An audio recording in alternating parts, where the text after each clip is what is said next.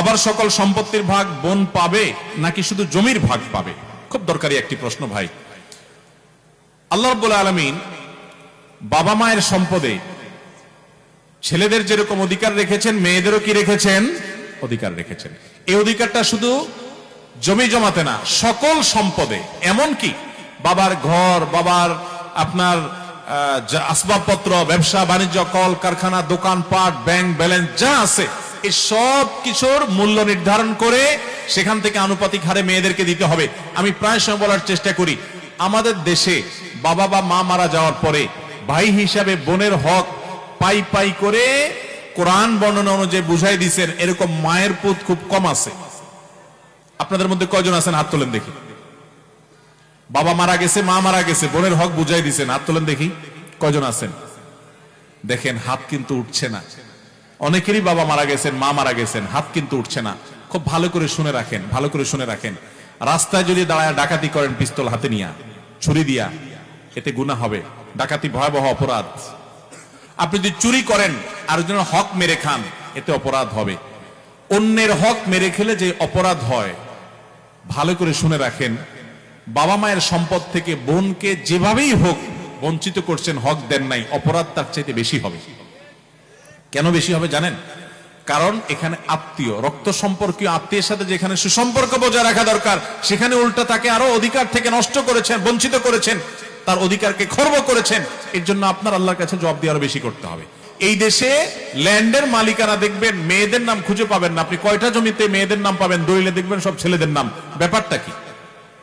ব্যাপার হলো ভাইরা বোনদের হক মেরে খাওয়ার জন্য জাল হাদিস বানাইছে। বলে যে বাবার বাড়ির সম্পত্তি মেয়েরা নিলে তাদের এটা সয় না। শুনছেন আপনারা জাল হাদিস? বাবার বাড়ির সম্পদ খেয়ে ছেলে বড়লোক হয়ে যেতে পারবে, কিন্তু বোনকে দিবে না। এই 2 নম্বরে আমরা অনেকে করি কি করি না? অনেকে আবার এইটা করে না, একটু কৌশল করে। কৌশলটা আমি বলি। কৌশলটা হলো, ধরেন বাবা মারা গেছে, মা মারা গেছে, বোনদেরকে ডাকে ভাইরা। এটার নাম আমি দিছি বাটপার ভাই।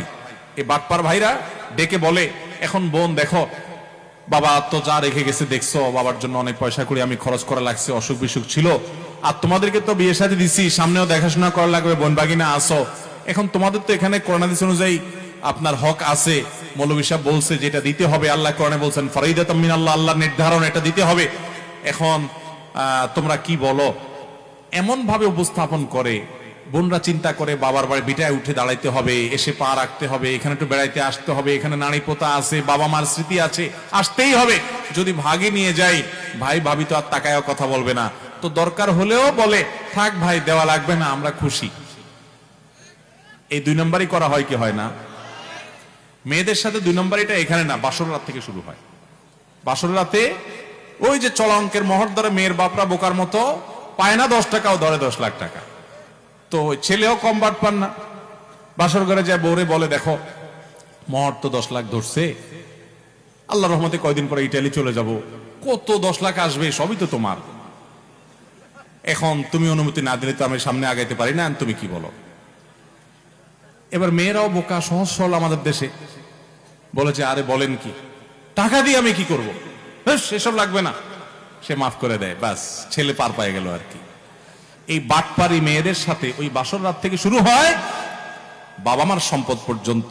ফুফু হয়ে গেছে, কয়জন মায়ের পুত আছেন বলতে পারবেন? আমার দাদা সম্পদ দেয় নাই, বঞ্চিত করছে, চাচারা দেয় নাই, বাপেরা দেয় নাই, আমি ভাতিজা হিসাবে ফুফুদেরকে ডেকে হক বুঝাই দিছি। এরকম আছেন মায়ের পুত? খুব একটা নাই এ দেশে। ভাইরা আমার, নামাজ পড়তে পড়তে কপালে দাগ ফেলানো এটা সহজ, রোজা রাখতে রাখতে পেটকে ক্ষুধার্ত করে ফেলা এবং পিঠের সাথে লাগায় ফেলা সহজ। অনেক আমল করা এ দেশে অনেক সহজ, কিন্তু বাবা মার সম্পদে বোনদের অধিকার কোরআনের বর্ণনা অনুযায়ী পাই পাই করে বুঝাই দেবো, এক ফোঁটাও রাখবো না। তারা না নিলে জোর করে দেবো এবং দেওয়ার সময় বলবো, বোন এটা নিতে তুমি হেজিটেশন করো না, তুমি এটা নাও। বাবার সম্পদে তোমার ভাগ নেওয়ার মানে এই না যে তোমার সাথে আমার সম্পর্ক শেষ হয়ে গেল। ভাই বোন, ভাই বোন রক্তের সম্পর্ক চিরকাল থাকবে। এই ভিটা তোমার, চিরকাল আসবা, বাবা মার স্মৃতি, এখানে তুমি সারা জীবন আসবা, আমি তোমার বাড়িতে যাব। এই হক নেওয়ার সাথে তোমার সাথে আমার সম্পর্ক শেষ হওয়ার কোনো সম্পর্ক নাই, তুমি 100 বার আসবা, এটা নিয়ে যাও। এরকম বুক ফুলায় বলার মতো বাই হওয়ার চেষ্টা করবেন তো ইনশাআল্লাহ। মনে রাখবেন, অন্যের হক মেরে মানুষ কখনো পয়সাওয়ালা হয় না ভাই।